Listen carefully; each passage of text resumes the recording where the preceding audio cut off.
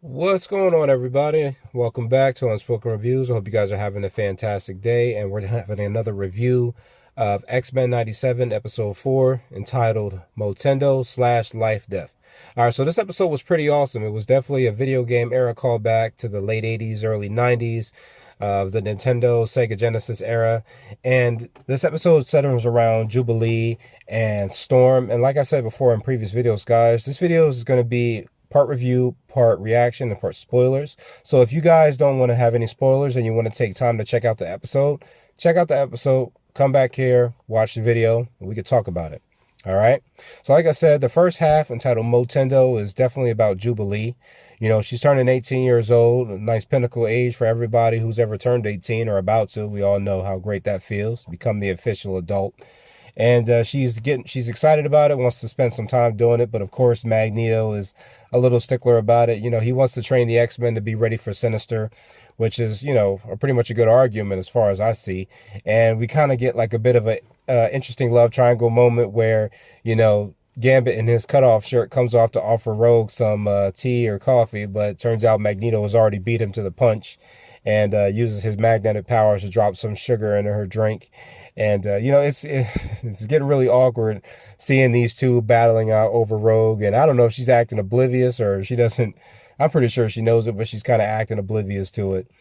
But, you know, Jubilee's upset about this because she's not allowed to, you know, go out and enjoy her birthday. And she does a pretty good Magneto impression, you know. If you guys think that was a pretty good Magneto impression, I thought it was.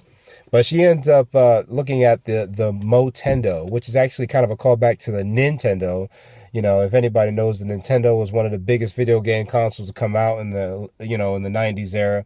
It was huge, big. It was really a big, you know, big deal.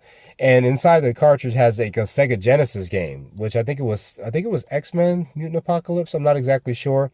I didn't play a lot of the X-Men games back then during that time.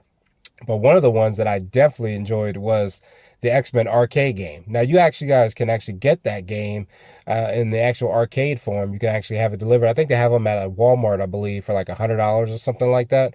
They're pretty cool. Me and my friends used to play them heavy at Chuck E. Cheese when we were kids. And it was kind of cool seeing that game kind of, you know, have like little moments here and there that it shows up and the animation and just, I mean, they kind of mix it up a little bit so it's not like in your face. But if you played the games before, you know what it's like. All right. So, you know, Jean and, Jubilee and Sunspot are sitting there talking about, you know, everything that's unfair with her turning 18 and wanting to enjoy it being 18.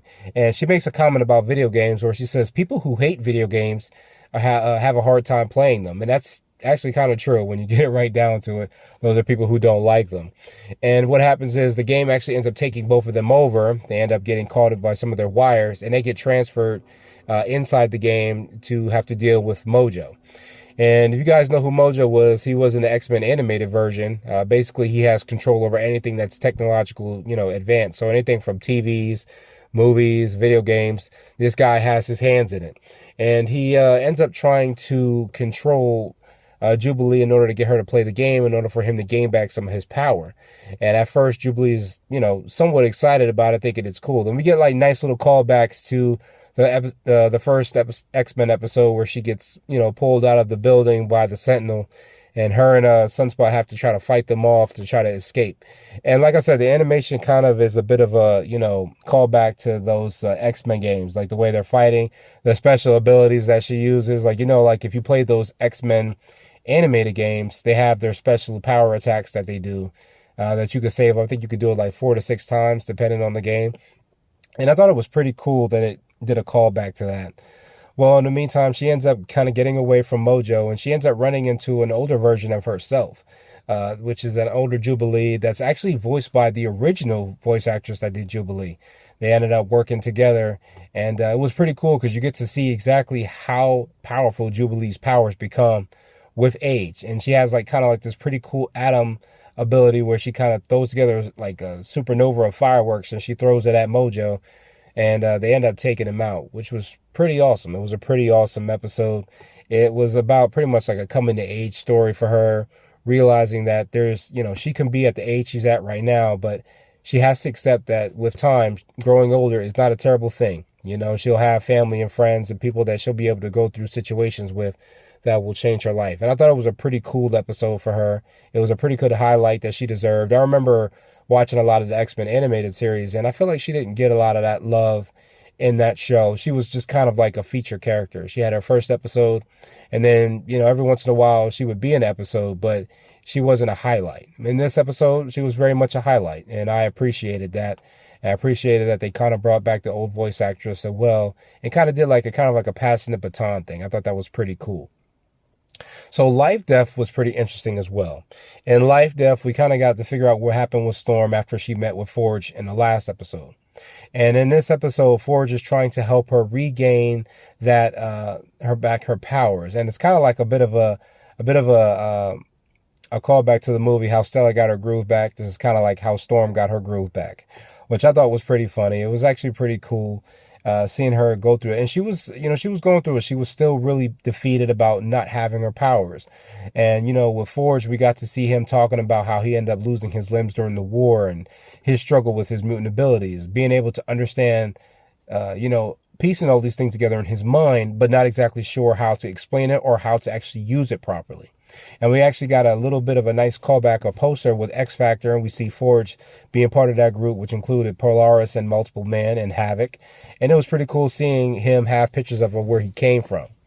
But here he's trying to help Storm, gain back not just her powers, but the feeling of what it felt like having her powers, what it felt like doing things with her powers, like feeling the wind against her skin, trying to get her to relax to a state. And when Forge ends up putting her in a machine to help her get her powers back, Storm tries to, use her regular calls, Storm, the goddess of lightning, to move the clouds, and she can't get the clouds or the wind to obey her commands, and she cries and she feels defeated, and it's a really sad moment. And pretty much after that, we get a real sad moment where, Forge is working on something, and he has to admit to Storm that he's responsible for creating the collars that were used to take away the mutants' abilities on Genosha. And, we got a call back on Genosha from the Motendo episode as well. And about how, what everyone went through with that. And Storm is really upset about that, and it makes sense. These collars were used to strip them of their powers, make them into slaves, and it wasn't just the fact that they were trying to protect themselves from their powers. It was about the fact that they were treating them like slaves, like they were, having to work together to build a bridge for them. They were being used as slaves. But Forge admits that the collars were never meant for that. His research was never meant for that, but the government took it and used it. And Storm made a good argument where she says, well, you see where that leads whenever you trust the government with a certain amount of power. And it was pretty, tight-chesting episode. You kind of felt it. And Forge ended up admitting to her that he loved her, which is kind of a shock to me because, damn, you only knew her for a little while. I don't know how long she was there, but damn, he really fell for her heavy.